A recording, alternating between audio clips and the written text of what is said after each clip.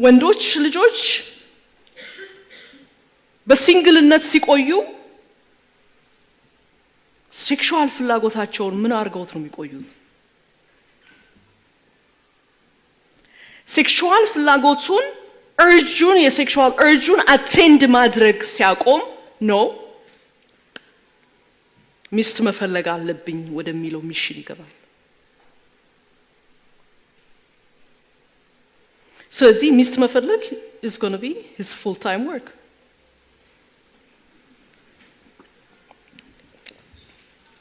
አንዳንድ ሰዎች እንትና የገባው ኳየር ሚስት ሊፈልግ ነው፣ በጣም ቆንጆ ነው ይግባ።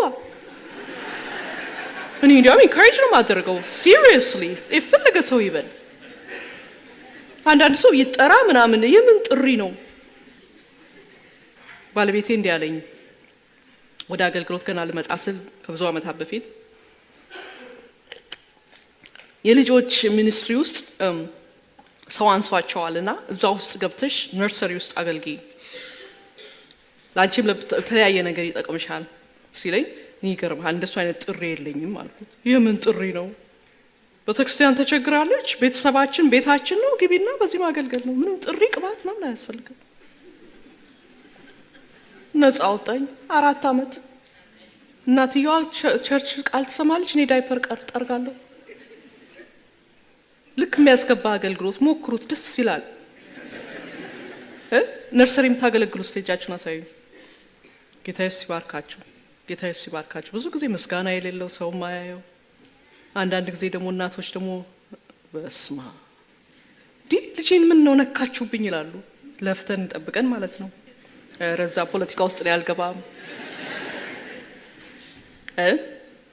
ስለዚህ ጥሩ ነው ሚስትን ወደ ቅድስና ሲመጣ ፉል ታይም ይሆነዋል፣ ስራውን ይሰራል። ከዛ በኋላ ግን ሚስት ለማግኘት እግዚአብሔር ሆይ እርዳኝ፣ ያንተ ፈቃድ አይደለም ሴክሹዋል እርጀንሲን አቴንድ እንዳደረግ፣ ያንተ ፈቃድ ያንተ ውድ በእኔ ቅዱስ እንደሆን ነው፣ በቅድስና እንድመላለስ ነው። ስለዚህ ጌታ ሆይ እርዳኝ፣ እግዚአብሔር ሆይ እርዳኝ፣ የምወዳትን ሴት ማገለግላትን ሴት ስጠኝ እያለ ከእግዚአብሔር ቃል ጋር አታችድ መሆን ይጀምራል። ከዛ በኋላ ይመጣና ሲያይ ብዙ ቆንጆ ሴቶች ኳየር ውስጥ ካሉ ይገባሉ። ይግባ ምን አለበት? ሚስት አግብቶ ደግሞ ሲወጣ አትሙት። እንዲያውም የእግዚአብሔር ቃል የሚለው ደስ የሚለኝ አግብቶ ለ1 ዓመት ተውት ነው የሚለው። ምን ያድርግ ይላል መሰላችሁ የእግዚአብሔር ቃል? የምታውቁት ሰዎች አላችሁ? የሚያውቁት ሰዎች መናገር አይፈልጉም። ደግሞ ብዙ የሚያውቁት ሴቶች ናቸው አላልኳቸው? ምን ይላል?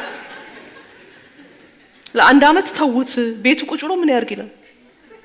ንገሪኝ እንጂ ሚስቱ እንደሱ ያሰኝ ፉል ታይም ወርኩ ለ1 ዓመት ምን አለ? ብሉይ ኪዳን ነው እሱ ብቻ ነው የሚስማማኝ። በቃ ብሉይ ኪዳን በሙሉ ቢመለስ አልወድም፣ ግን ይሄ ቢመለስ ጥሩ ነው።